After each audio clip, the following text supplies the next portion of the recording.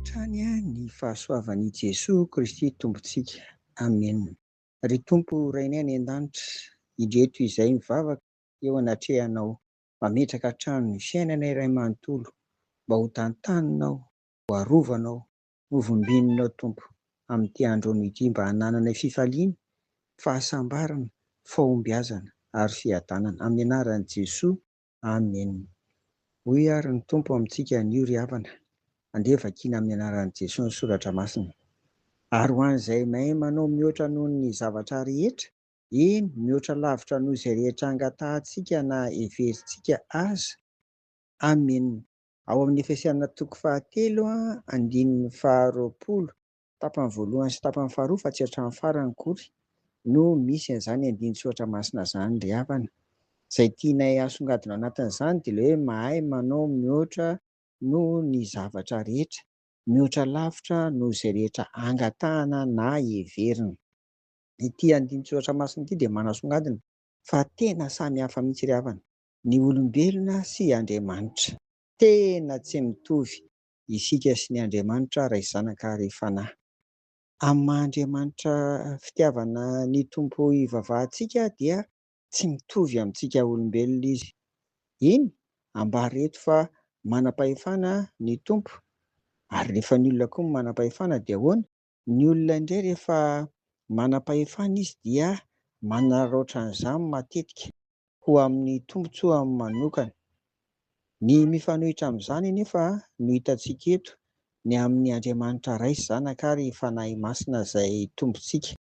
Ny fahefany dia ampiasainy mba hahasoa sy hahatsara ny mpanompony. Hitantsika teo averina hainy hoe mahay manao noho ny zavatra rehetra izy ary mihoatra lavitra noho izay angatahana na heverina.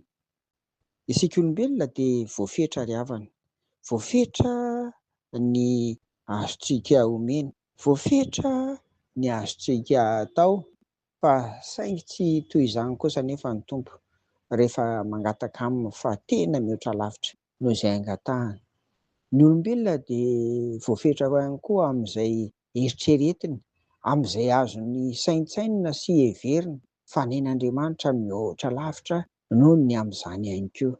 Ry havana, ity andinin-tsoratra masina ity ary raha mibanjina isika ny amin'ity teny fanevantsika ao anatin'ity volana Jona ity hoe manapaka amin'ny fahefany ny Tompo dia mampitombo ny finoana an'Andriamanitra ray zanaka ary fanahy masina aty anatintsika ry havana. Izany izy mahay manao mihoatra izany ary mihoatra lavitra noho izay angatahana sy heverina izany. Ary koa mamporisika antsika izany ry havana mba hivavaka, hangataka fa manome mihoatra lavitra ny Tompo. Eo ary no miatrika ny fiainantsika isika izao. Inona no efa nangatahanao hatry ny ela ka tsy mbola azonao tamin'ny Tompo ry havana? Irariana ary e!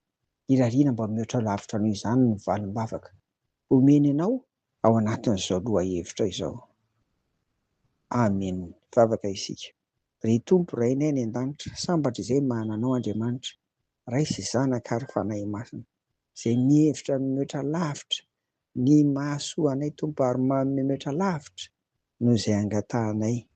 Any Tompo misy lefa nangataka hatry ny ela mba ho sitrana, mba hahita asa, mba ho endry ny zanany, mba ho endrika io vadiny izay mety mamilava na miloka na manitsakitsaka tokantrano, mety misy any olona manana olana sarobahana Tompo.